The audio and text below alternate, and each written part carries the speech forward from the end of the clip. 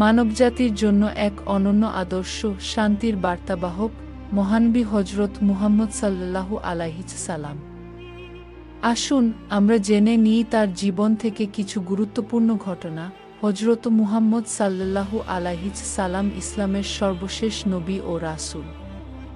তিনি সৌদি আরবের মক্কা নগরীতে জন্মগ্রহণ করেন এবং মদিনায় ইন্তেকাল করেন। তার জীবন মানবজাতির জন্য এক আদর্শ। এখানে তার জীবনের কিছু গুরুত্বপূর্ণ ঘটনা তুলে ধরা হলো। তার পিতার নাম ছিল আব্দুল্লাহ এবং মাতার নাম ছিলেন আমিনা।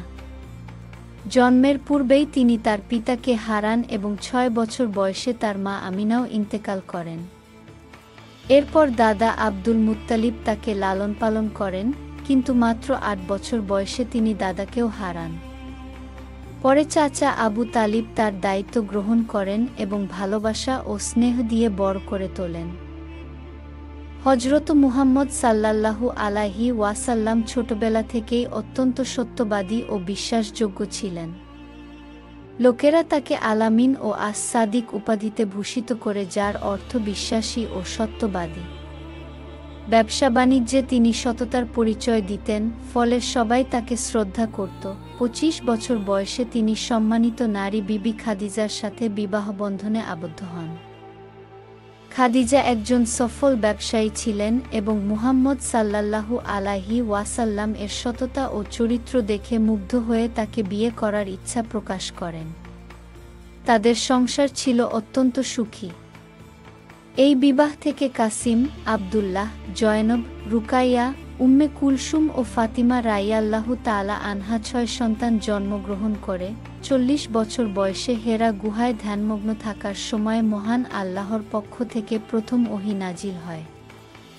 ফেরেশতা জিবরাইল আলাইহিস সালাম তাকে ইকরা, যার অর্থ পড়ো, বলে আদেশ দেন।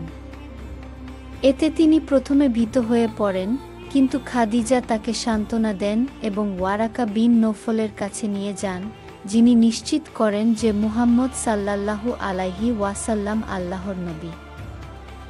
নবুয়াত লাভের পর হজরত মুহাম্মদ সাল্লাল্লাহু আলাইহি ওয়াসাল্লাম আল্লাহর একত্ববাদের বাণী প্রচার শুরু করেন। কুরাইশ নেতারা এতে ক্ষুব্ধ হয়ে তাকে ও তার অনুসারীদের কঠোর নির্যাতন করতে থাকে। বিশেষ করে কুরাইশদের নেতারা চাইত তিনি যেন তাদের দেবদেবীর পূজা ছেড়ে দেন, কিন্তু তিনি আল্লাহর পথে অবিচল থাকেন। একবার তিনি ইসলামের দাওয়াত নিয়ে তায়েফ নগরীতে যান, কিন্তু সেখানকার লোকেরা তাকে উপহাস করে এবং পাথর ছুঁড়ে আহত করে। একই বছরে তার প্রিয় স্ত্রী খাদিজা ও চাচা আবু তালিব মৃত্যুবরণ করেন, যা তার জীবনে এক মহাদুঃখের কারণ হয়ে দাঁড়ায়। মেরাজ ইসলামের অন্যতম অলৌকিক ঘটনা। এক রাতে জিবরাইল মুহাম্মদ সাল্লাল্লাহু আলাইহি ওয়াসাল্লামকে বায়তুল মুকাদ্দাসে নিয়ে যান এবং সেখান থেকে ৭ আকাশ পেরিয়ে মহান আল্লাহর সাক্ষাৎ লাভ করেন। এ সময় নামাজের বিধান নির্ধারিত হয়, যা মুসলমানদের জন্য গুরুত্বপূর্ণ ইবাদত। মক্কার কাফেররা যখন তাকে হত্যার ষড়যন্ত্র করছিল, তখন মহান আল্লাহর আদেশে তিনি মদিনায় হিজরত করেন। হিজরতের সময় তিনি গুহায় আশ্রয় নেন এবং সঙ্গী আবু বক্কর সিদ্দিক তার সঙ্গে ছিলেন। মদিনায় পৌঁছে তিনি ইসলামের নতুন অধ্যায় শুরু করেন এবং একটি ইসলামী রাষ্ট্র প্রতিষ্ঠা করেন।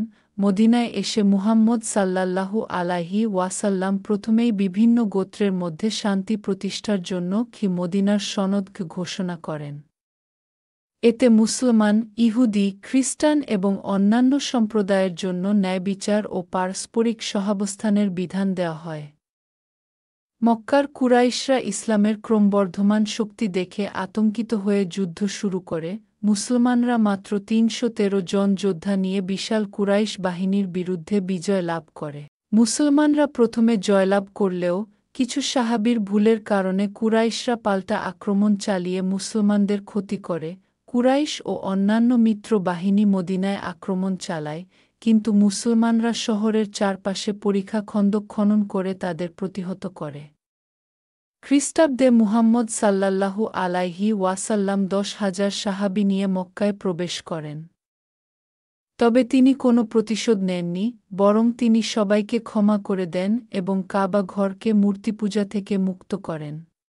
632 খ্রিস্টাব্দে হজরত মুহাম্মদ সাল্লাল্লাহু আলাইহি ওয়াসাল্লাম অসুস্থ হয়ে পড়েন এবং 12 রবিউল আওয়াল মদিনায় ইন্তেকাল করেন। তার মৃত্যু সমগ্র মুসলিম উম্মাহর জন্য গভীর শোকের কারণ হয়। হজরত মুহাম্মদ সাল্লাল্লাহু আলাইহি ওয়াসাল্লাম এর জীবন আদর্শ, নৈতিকতা ও সত্যের পথের দৃষ্টান্ত। তার জীবন থেকে শিক্ষা নিয়ে মুসলমানরা জীবন পরিচালনা করলে দুনিয়া ও আখিরাতে সফল হতে পারবে। তার শিক্ষা ও আদর্শ আজও সমগ্র বিশ্বে আলো ছড়িয়ে দিচ্ছে।